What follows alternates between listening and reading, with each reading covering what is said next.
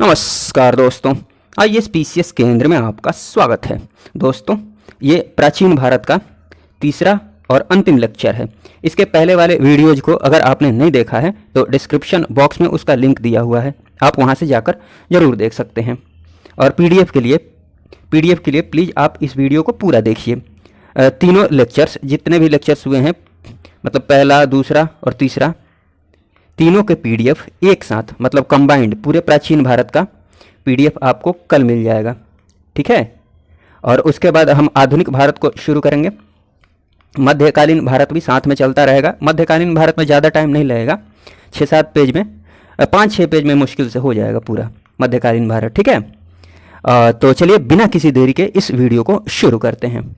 देखिए, इस नोट्स की सारी बातें इंपॉर्टेंट हैं, बट अभी के एग्जाम को ध्यान में रखते हुए बहुत सारी चीज़ें ऐसी हैं जिनको स्किप किया जा सकता है। तो किनको स्किप किया जा सकता है, कौन बहुत ज़्यादा इंपॉर्टेंट है, वो जानने के लिए वीडियो को आप ज़रूर पूरा देखिएगा, ठीक।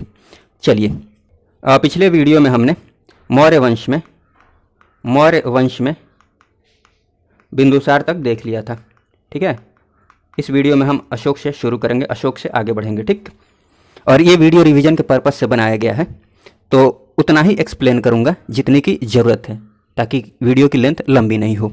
हाँ, डिटेल्स में पढ़ना होगा तो आगे मैं वीडियो बनाते रहूँगा, बट अभी उतना ही एक्सप्लेन करूँगा जितनी की ज़रूरत है। चलिए शुरू करते हैं। चलिए, अशोक की बात की जाए तो अशोक बिंदुसार का पुत्र था। अशोक का जो अन्य नाम है वो पुराण में क्या मिलता है? अशोकवर्धन। गिरनार अभिलेख से क्या मिलता है? अशोक मौर्य। भाब्रू अभिलेख से पियादसी। देखिए, इसमें जो इम्पोर्टेंट है ना, वो ये ध्यान में रखना है, देवानाम प्रिय पियादसी, ठीक, ये इम्पोर्टेंट है, ठीक। बाकी आप पढ़ लीजिए। शासक बनने से पहले अशोक उज्जैन का गवर्नर था, ठीक। कल्हण की राज तरंगिणी के अनुसार अशोक ने श्रीनगर की स्थापना की। इसमें ये जरूर ध्यान में रखिएगा, कल्हण ने किसकी रचना की है? राज तरंगिणी की। और ये किससे संबंधित है? कश्मीर के इतिहास से संबंधित है राज तरंगिणी, ठीक है, उस पर लिखी गई है ये। चलिए, अशोक के अभिलेखों को सर्वप्रथम पढ़ने वाला विद्वान कौन था? James Prinsep. कब पढ़ा था? 1837 में, ठीक। आगे बात की जाए, जो अशोक का नाम अशोक मिलता है, अशोक का नाम अशोक मिलता है, कहाँ मिलता है? मास्की और गुर्जरा अभिलेख से। ये बहुत इंपॉर्टेंट है, जरूर ध्यान में रखिएगा। अशोक ने स्वयं को सम्राट कहा है भाब्रू अभिलेख में, ठीक। खुद को सम्राट किस में कहा है? भाब्रू अभिलेख में। ये भी ध्यान में रखिएगा, खुद को सम्राट भाब्रू अभिलेख में बोला है, जरूर ध्यान रखिएगा। अशोक के राज्याभिषेक के 8 वर्ष बाद कलिंग का युद्ध होता है, जिसमें अशोक विजयी होता है। और ये इसका उल्लेख कहाँ पर मिलता है?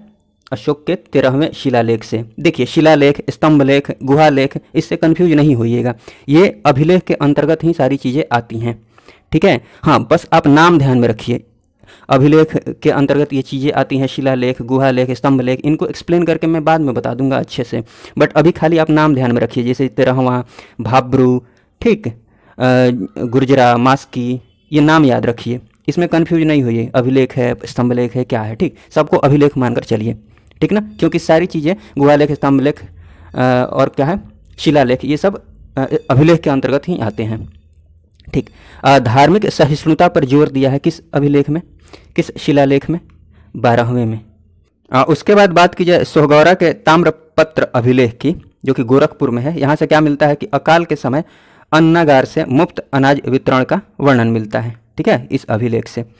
सारनाथ स्तंभ की बात की जाए तो इसको मैंने यहाँ जानबूझकर ऐड इसलिए किया है क्योंकि हो सकता है करंट से भी रिलेट करके पूछ ले क्वेश्चन। क्यों? क्योंकि नया वाला जो संसद भवन है उस पर अशोक स्तंभ लगाया गया है, जिसका उद्घाटन प्रधानमंत्री नरेंद्र मोदी के द्वारा हुआ था, जो काफ़ी विवाद में रहा था, ये वाला अशोक स्तंभ, ठीक है। तो ये सारनाथ स्तंभ भी तो अशोक स्तंभ ही है, तो इसके बारे में यही आपको ध्यान में रखना है कि स्तंभ के शीर्ष पर जो सिंह है ना, उसकी आकृति किसका प्रतीक है? शक्ति का प्रतीक है, ठीक है। और शीर्ष भाग को क्या कहा जाता है? सिंह चतुर्मुख। कितने सिंह हैं उस पर? 4, ठीक।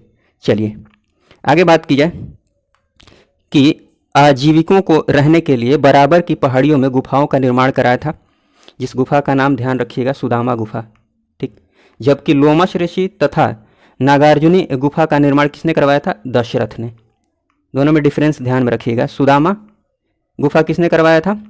अशोक ने, जबकि लोमश ऋषि तथा नागार्जुनी गुफा का निर्माण दशरथ ने, ठीक। और अशोक की जो तुलना की जाती है रोमन सम्राट कॉन्स्टेंटाइन से की जाती है। फिर बात की जाए दशरथ की, तो दशरथ अशोक का पौत्र है। अशोक की भांति ही इसने देवानाम प्रिय की उपाधि धारण की, ठीक। और नागार्जुनी पहाड़ी पर आजीविकों के लिए 3 गुफाएं बनवाई। नागार्जुनी पहाड़ी पर गुफाएं, लोमश ऋषि भी ध्यान में रखिएगा, अभी वहाँ पर बताया था मैंने। हाँ, मौर्य काल के कुछ प्रमुख अधिकारी हैं, बस रीडिंग मार लीजिए। पण्याध्यक्ष, वाणिज्य व्यापार का अध्यक्ष को पण्याध्यक्ष बोला जाता था। सीताध्यक्ष कौन होता था? कृषि विभाग का अधिकारी, थोड़ा सा ध्यान रखिएगा इसको। अक्षपट्टलिक महालेखाकार को, पौतवाध्यक्ष माप तौल के अधिकारी को, रक्षण किसको बोला जाता था? पुलिस अधिकारी को। समाहर्ता तो आप समझते हैं कलेक्टर, कर से संबंधित, ठीक।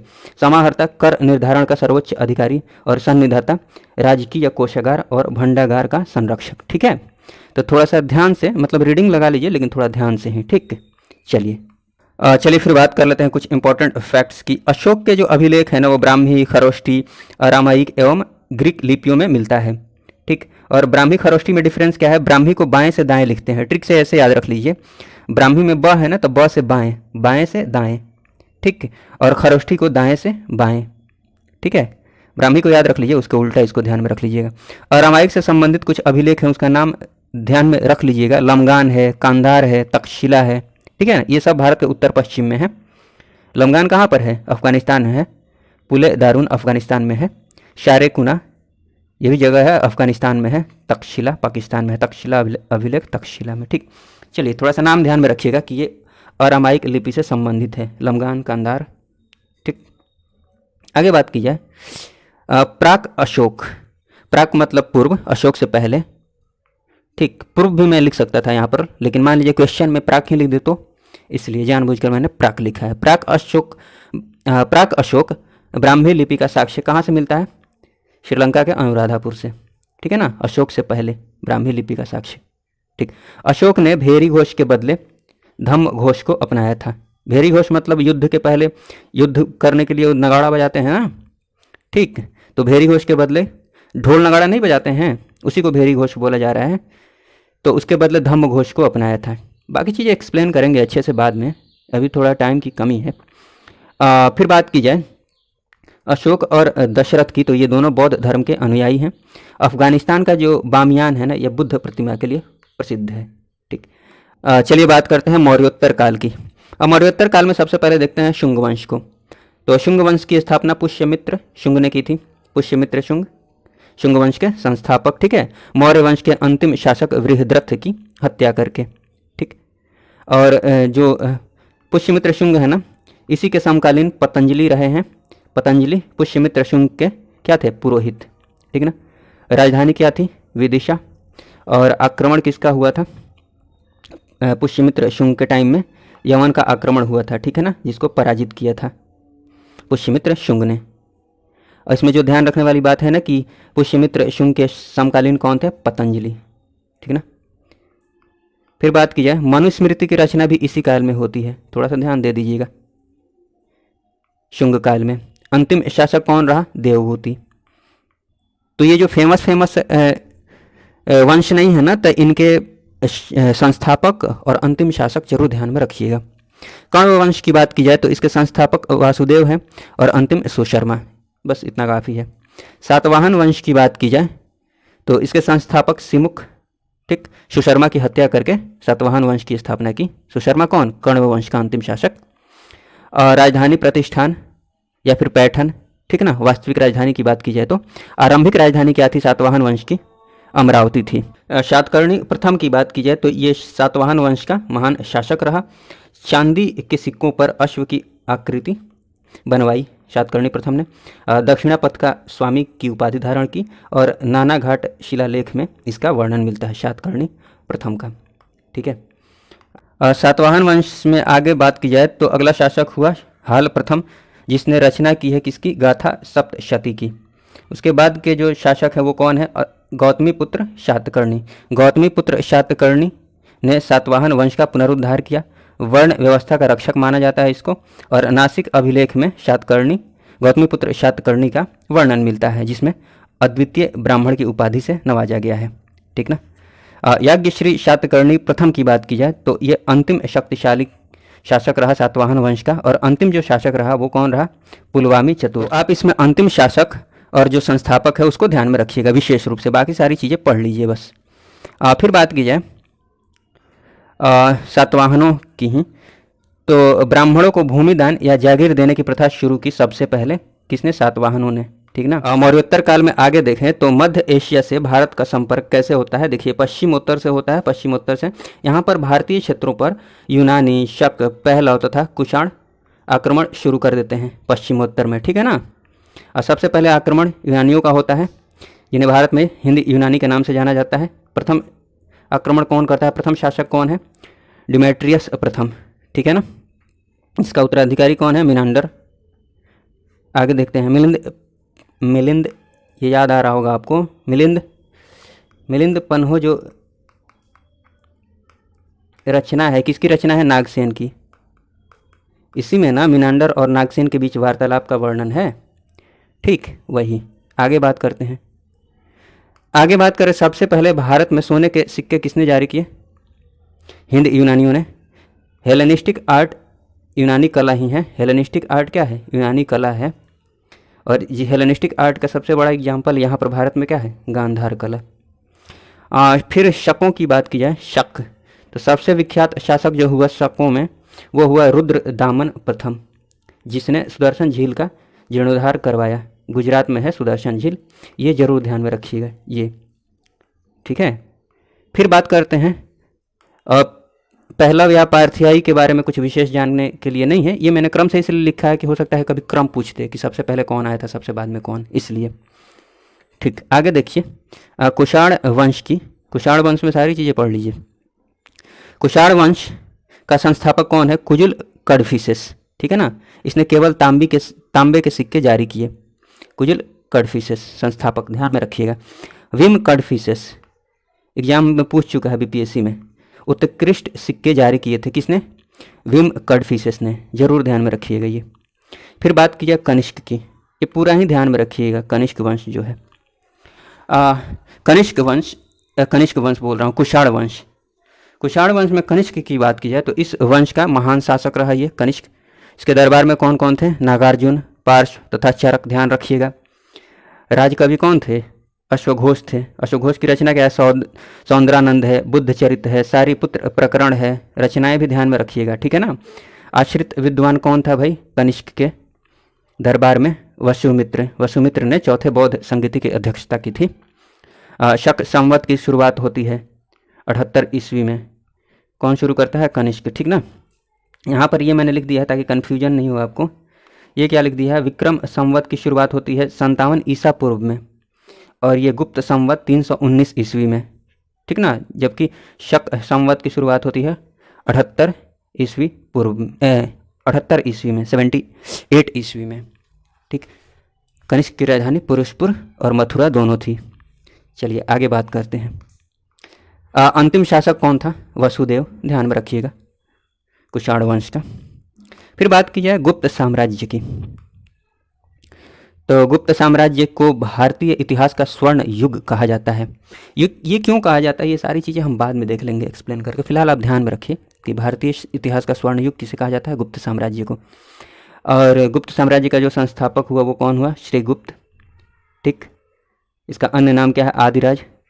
फिर बात करें घटोत्कच की, अगले शासक की, तो ये श्रीगुप्त का पुत्र है। बहुत इंपॉर्टेंट जानने वाली अभी बात नहीं आई है, बस संस्थापक ध्यान में रखिए। फिर चंद्रगुप्त प्रथम की बात करते हैं आगे, तो इस वंश का पहला प्रसिद्ध राजा हुआ चंद्रगुप्त प्रथम। इसने विवाह की कुमार देवी से जो लिच्छवी की राजकुमारी थी। सर्वप्रथम सिक्का जारी करने वाला गुप्त शासक था ये, ठीक। और महाराजा धीराज की उपाधि धारण की। समुद्रगुप्त की बात की जाए, ये इंपॉर्टेंट है। समुद्रगुप्त की बात की जाए तो गुप्त साम्राज्य का अपार विस्तार होता है, काफ़ी ज़्यादा विस्तार इसमें होता है। इसने उपाधि धारण की, पर क्रमांक की, 100 युद्धों का विजेता बोला जाता है, थोड़ा ध्यान में रखिएगा समुद्रगुप्त को। और सबसे ज़्यादा इंपॉर्टेंट, भारत का नेपोलियन किसे बोला जाता है, समुद्रगुप्त को, बहुत इंपॉर्टेंट है, ठीक है ना। और प्रयाग प्रशस्ति जो संबंधित है वो समुद्रगुप्त से संबंधित है, जिसके रचयिता कौन है, हरिसेन, जरूर ध्यान में रखिएगा ये भी। आगे बात करें चंद्रगुप्त द्वितीय की, तो चंद्रगुप्त द्वितीय गुप्त साम्राज्य का उत्कर्ष काल बोला जाता है चंद्रगुप्त द्वितीय के काल को, ठीक ना। चंद्रगुप्त द्वितीय ने विक्रमादित्य की उपाधि धारण की, ध्यान रखिएगा, शक विजय के उपरांत। देवराज बोला गया है सांची के अभिलेख में और देवगुप्त बोला गया है प्रवर सेन अभिलेख में चंद्रगुप्त द्वितीय को। बस रीडिंग लगा लीजिए, जो इंपॉर्टेंट है वो विक्रमादित्य ध्यान में रख लीजिए, ठीक। और चीनी यात्री आता है चंद्रगुप्त द्वितीय के ही काल में, फाहियान, ये याद रखिए। और देखिए उदयगिरी अभिलेख में ये मिलता है ना कि उद्देश्य था चंद्रगुप्त द्वितीय का संपूर्ण पृथ्वी को जीतना। और विष्णुपद पर्वत पर विष्णु ध्वज लगाने का उल्लेख कहाँ से मिलता है? महरौली अभिलेख से, ठीक। लेकिन जो इंपॉर्टेंट है उसमें ये है विक्रमादित्य ध्यान में रख लीजिए, चीनी यात्री फाहियान ध्यान में रख लीजिए, फिर नवरत्न में 3-4 नाम ध्यान में रख लीजिए, क्योंकि मान लीजिए कभी क्वेश्चन में पूछ ले कि निम्नलिखित में से कौन चंद्रगुप्त के नवरत्न हैं। जैसे कालिदास को ध्यान रख लीजिए, अमर सिंह, धनवंतरी, वराह मिहिर, बाकी सब रीडिंग मार दीजिए, क्योंकि सारे नाम अगर याद नहीं है तो याद करना अभी से कोई मतलब नहीं है याद करने का।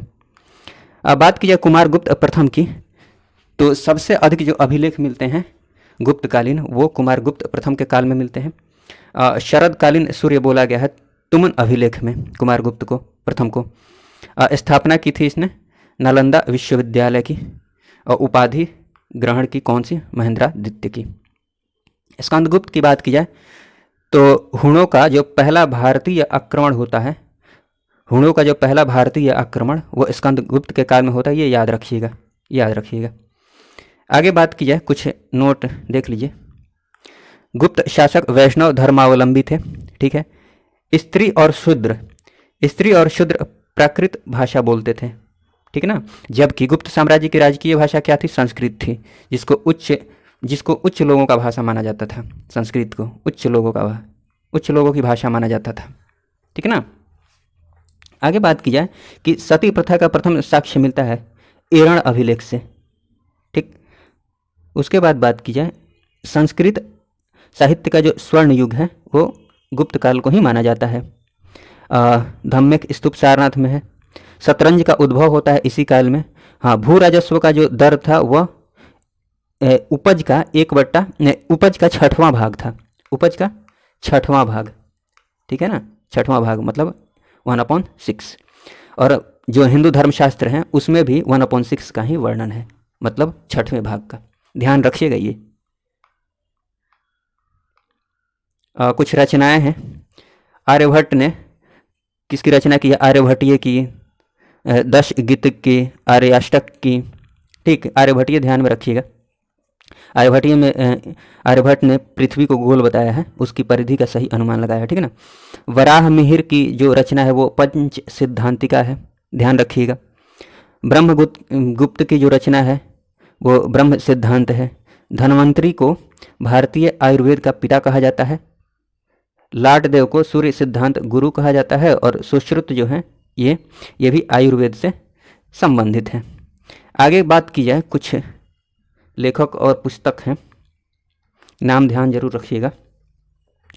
कालिदास की जो पुस्तक है उसमें अभिज्ञान शाकुंतलम को ध्यान में रखिए और मेघदूत को ध्यान में रखिए, बाकी सारी चीज़ें पढ़ लीजिए, ठीक है। भास की बात की जाए तो स्वप्नवास वद्यता को ध्यान में रख लीजिए, बाकी सारी चीज़ें पढ़ लीजिए। विष्णु शर्मा की जो रचना है वो पंचतंत्र है। बाणभट्ट की जो रचना है वो हर्षचरित है, कादम्बरी है। विशाख दत्त की जो रचना है मुद्रा राक्षस है, ध्यान रखिएगा इसको। बाणभट्ट भी ध्यान में रखिएगा, ये हर्षचरित कादम्बरी। आगे बात कीजिए, शूद्रक की जो रचना है मृच्छकटिकम है। भौमक की जो रचना है वो रावणार्जुनियम है। वत्सभट्टी की रचना है रावणवध। राजशेखर की काव्य मीमांसा। अमर सिंह की अमरकोश। कुछ बंदरगाह की बात की जाए गुप्तकालीन, तो पूर्वी तट पर जो गुप्तकालीन बंदरगाह था वो कौन था? ताम्रलिप्ति, इसको ध्यान में रखिएगा। और पश्चिमी घाट पर सोपारा और भड़ौच। इस समय उज्जैन व्यापार का प्रमुख केंद्र था। चीनी यात्री में 1-2 नाम और ध्यान में रख लीजिए। सुंगयुन कब आता है? 518 ईस्वी में भारत में। और इत्सिंग कब आता है? 671-72 में, ठीक है ना। आगे बात की जाए, खिल भूमि किसको कहा जाता था? जो भूमि जोतने योग्य नहीं हो उसको खिल भूमि। और अप्रहत भूमि किसको कहा जाता था? बिना जोती गई जंगली भूमि को। बिना जोती गई जंगली भूमि को। ये बीपीएससी में पूछ चुका है, 60 से 62वीं में। आगे बात करते हैं गुप्तोत्तर काल की। तो सबसे पहले देखते हैं वर्धन राजवंश को। वर्धन राजवंश का संस्थापक कौन था? पुष्यभूति। और वर्धन राजवंश से ही संबंधित है कौन? हर्षवर्धन। तो हर्षवर्धन में जानने के लिए जो इंपॉर्टेंट बातें हैं वो ये ध्यान में रख लीजिएगा। चीनी यात्री हर्षवर्धन के काल में कौन आया था? वेनसांग, ठीक ना। वेनसांग आया था, जिसे यात्रियों का राजकुमार भी कहा जाता है। और यही यात्री है ना जिसको कई बार चोर डाकुओं के कई बार चोर डाकुओं के चंगुल में फंसा था, वेनसांग, ठीक ना। ध्यान में थोड़ा सा रखिएगा। दरबारी कवि कौन रहे हर्षवर्धन के? मयूर, जिसने रचना की किसकी? सूर्य शतक की। और बाणभट्ट भी रहे, जिसने किसकी रचना की? अभी हम देख चुके हैं, हर्षचरित और कादम्बरी की बुक, ध्यान में रखिएगा। और हर्षवर्धन ने खुद जो रचनाएं की, इसको भी ध्यान में रखिए। प्रियदर्शिका, रत्नावली, नागानंद, ठीक है ना। आगे बात की जाए तो पुलकेशिन द्वितीय ने, जो कि चालुक्य वंश का था, हर्षवर्धन के दक्षिण अभियान के समय पराजित किया। नर्मदा नदी के तट पर पुलकेशिन ने पराजित किया हर्षवर्धन को, ठीक है ना, दक्षिण में जाने से रोका। चलिए फिर बात करते हैं आगे, जरूर ध्यान में रखिएगा ये। और चलिए देख लेते हैं हम दक्षिण भारत को। दक्षिण भारत में सबसे पहले बात की जाए संगम काल की, तो संगम काल में पांड्य राजाओं के संरक्षण में 3 संगम का आयोजन होता है। प्रथम संगम मदुरई में होता है, किसकी अध्यक्षता में? अगस्त्य ऋषि की। दूसरा होता है कपाटपुरम में, अगस्त्य ऋषि और तोल्काप्पियर की अध्यक्षता में। तीसरा संगम होता है मदुरई में ही, नक्किरर की अध्यक्षता में। और ये थोड़ा सा ध्यान में रख लीजिएगा कि पांड्य राज्य जो है ना, उनकी जीवन रेखा कौन सी नदी थी? वेंगी नदी, ठीक है। और इनकी राजधानी कौन सी थी? पांड्यों की। मन करे तो ध्यान में रख सकते हैं मदुरई, ठीक है।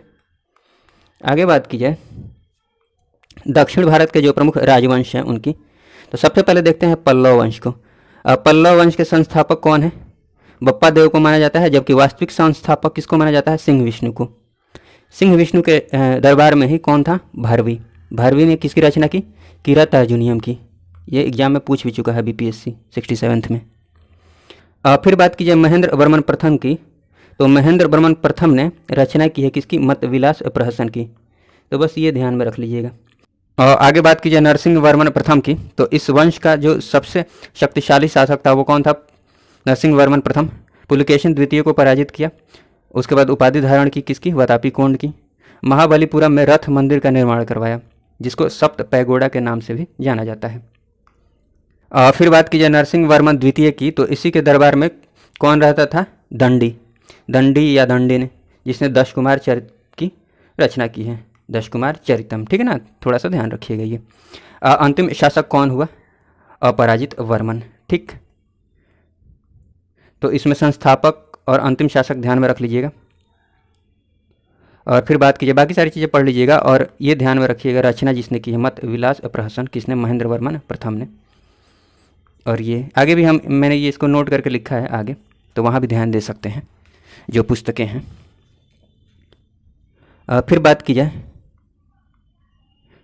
चालुक्य वंश की, तो चालुक्य वंश की राजधानी बादामी, ठीक। पुलकेशिन प्रथम वास्तविक संस्थापक है चालुक्य वंश का। पुलकेशिन द्वितीय जो है वो सर्वाधिक शक्तिशाली शासक रहा इस वंश का। ऐहोल अभिलेख इसी से संबंधित है, पुलकेशिन द्वितीय से ऐहोल अभिलेख, ठीक है ना। इसके रचनाकार कौन है? रविकीर्ति, ध्यान रखिएगा इसको। अंतिम कौन रहा चालुक्य वंश का अंतिम शासक? कीर्तिवर्मन द्वितीय। फिर बात करते हैं राष्ट्रकूट वंश की, तो स्थापना दंती दुर्ग, इंपॉर्टेंट है, ध्यान रखिएगा। कृष्ण प्रथम ने एलोरा में कैलाश मंदिर का निर्माण कराया। अंतिम शासक कृष्ण तृतीय। तो स्थापना जिसने करवाया, मतलब राष्ट्रकूट वंश का जो संस्थापक है उसको, मतलब दंती दुर्ग, और जो अंतिम शासक है वो ध्यान में रखिएगा इसमें, ठीक है। चोल वंश की बात की जाए तो चोल वंश का संस्थापक कौन रहा? विजयालय। ये इस बार पूछा भी था 67th में। और फिर बात की जाए अगले शासक की, परांतक प्रथम की, तो परांतक प्रथम के काल में ही तक्कोलम का युद्ध होता है, ठीक है ना। तक्कोलम का युद्ध कृष्ण तृतीय के साथ। कृष्ण तृतीय कौन? राष्ट्रकूट वंश का ये है अंतिम शासक, जिसमें चोल पराजित होते हैं। चलिए आगे बात की जाए, तकोलम का युद्ध ध्यान में रखिएगा, किनके किनके बीच हुआ था बताइए? चोल और राष्ट्रकूट के बीच। आगे बात की जाए चोल वंश में राज प्रथम की, तो राज प्रथम चोल वंश का सर्वाधिक शक्तिशाली शासक रहा, जिसने उत्तरी श्रीलंका पर विजय प्राप्त की। श्रीलंका बोले या सिंघल बोले, कन्फ्यूज नहीं होइएगा, दोनों एक ही है, ये प्राचीन नाम है। फिर राजेंद्र प्रथम की बात की जाए तो चोल शक्ति का चरम उत्कर्ष माना जाता है राजेंद्र प्रथम के काल को। इसने संपूर्ण श्रीलंका पर विजय प्राप्त की। ठीक, उत्तर पूर्वी भारत पर आक्रमण किया, किसके लिए? गंगा जल लाने के लिए। और पाल शासक महिपाल को हराया, हराने के बाद गंगे कोड चोल की उपाधि धारण की। ठीक ना। फिर बात की जाए आगे,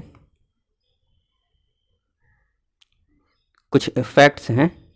ग्रामीण स्वशासन की व्यवस्था चोल साम्राज्य में थी, ये जरूर ध्यान में रखिएगा।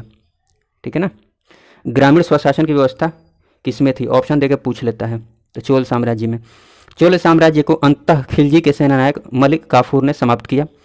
कुरल एक तमिल साहित्य, कुरल जो है ना तमिल साहित्य का बाइबल समझा जाता है कुरल को, तथा लघु वेद माना जाता है, जिसके लेखक कौन है? तिरुवल्लुवर। तमिल रामायण जो है ना, इसके लेखक कौन है? कंबन। तमिल रामायण या रामावतारम। फिर बात की जाए तोलकाप्पियम ग्रंथ की, तो इसके प्रणयनकर्ता कौन है? तोलकाप्पियर। और भारत रोम व्यापारिक संबंध जो है ना, उसका साक्ष्य मिलता है किसमें? पेरिप्लस ऑफ द इरिथ्रियन सी में। ठीक, पेरिप्लस ऑफ द इरिथ्रियन सी जरूर ध्यान में रखिएगा। क्या पूछेगा इसमें कि इसके राइटर कौन है? लेखक अज्ञात हैं। ठीक है ना, तो ये ऑप्शन हो जाएगा अगर बीपीएससी पूछता है तो। चलिए आगे बात करें चोल प्रशासन की, ये पूछ भी चुका है एग्जाम में। आगे बात कीजिए चोल प्रशासन की, तो ये कुछ नाम है, आप बस पढ़ लीजिए। टोट वर्यम उद्यान प्रशासन से संबंधित, संवत्सर वर्यम वार्षिक समिति से संबंधित, एरी वर्यम तालाब समिति, बस रीडिंग मार लीजिए। फिर पाल वंश की बात की जाए तो बिहार स्पेशल में भी आप देखेंगे ये। पाल वंश के संस्थापक कौन है? गोपाल, जिसने उदंतपुर विश्वविद्यालय की स्थापना की, जो कि बिहार शरीफ में है। फिर धर्मपाल की बात की जाए तो धर्मपाल के काल में ही त्रिपक्षीय संघर्ष होता है, आगे देखेंगे त्रिपक्षीय संघर्ष। और विक्रमशिला विश्वविद्यालय की स्थापना किसने की? धर्मपाल ने। देवपाल की बात की जाए तो देवपाल के बारे में इंपॉर्टेंट जो बात ध्यान में रखने वाली है ये है कि 5 गांव दान दिए देवपाल ने। ठीक है ना। किस काम के लिए? नालंदा में बौद्ध विहार बनाने के लिए, जावा के शैलेंद्र वंशीय शासक बालपुत्र के अनुरोध पर। शैलेंद्र वंशीय शासक बालपुत्र के अनुरोध पर, ध्यान रखिएगा। आगे बात की जाए, आगे बात करते हैं गुर्जर प्रतिहार वंश की, तो इसके संस्थापक कौन है? नागभट्ट प्रथम। और नागभट्ट द्वितीय की बात की जाए तो नागभट्ट द्वितीय ने परम भट्टारक की उपाधि धारण की। मिहिर भोज की बात की जाए तो ये इस वंश का महानतम शासक रहा। ठीक, जो वैष्णव था, जिसने उपाधि धारण की इकाई की आदिवराह की उपाधि धारण की। ठीक है, देखिए जो फेमस वंश नहीं है ना, उनके जो संस्थापक हैं उनको जरूर ध्यान रखिए। उसके बाद अंतिम शासक हैं उनको ध्यान रखिए, बाकी जो इंपॉर्टेंट है वो मैं बता ही दे रहा हूँ। ठीक, हाँ समय हो तो सारी चीज़ें पढ़ लीजिए, बट अभी अगर एग्ज़ाम है, अभी के एग्ज़ाम को ध्यान में रखते हुए उन चीज़ों पर ज़्यादा फोकस कीजिए जो एग्ज़ाम के लिए ज़्यादा इंपॉर्टेंट है। ठीक है। त्रिकोणीय संघर्ष की बात कीजिए तो किनके बीच हुआ था ये? तो राष्ट्रकूट, पाल और गुर्जर प्रतिहारों के बीच में हुआ था। ठीक है ना, जिसमें अंतिम रूप से सफल हुए थे कौन? गुर्जर प्रतिहार।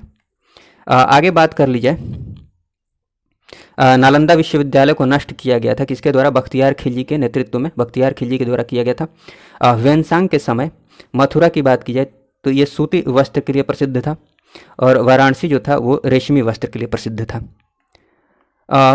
पीछे हमने बहुत सारी पुस्तकें और उसके राइटर को देख लिया है, यहाँ पर हो सकता है रिपीट कर जाए। वराहमिहिर ने रचना की किसकी? पंच सिद्धांतिका की, वो देख ही चुके हैं हम पीछे। कलहण ने किसकी रचना की है? राज तरंगणी की, जो कश्मीर के इतिहास पर रिलेटेड है, इतिहास से रिलेटेड है। ठीक है, ये भी देख चुके हैं। हाँ, ये ध्यान रख लीजिएगा। पतंजलि ने महाभाष्य की रचना की है, वात्स्यायन ने कामसूत्र की, भास्कराचार्य ने लीलावती की, ये ध्यान रखिएगा। भास ने स्वप्नवासवदत्ता की, भारवी ने किरातार्जुनीयम की, ये भी देख चुके हैं। हर्ष ने प्रियदर्शिका, रत्नावली, नागानंद की, ये भी देख चुके हैं, ध्यान रखिएगा सब।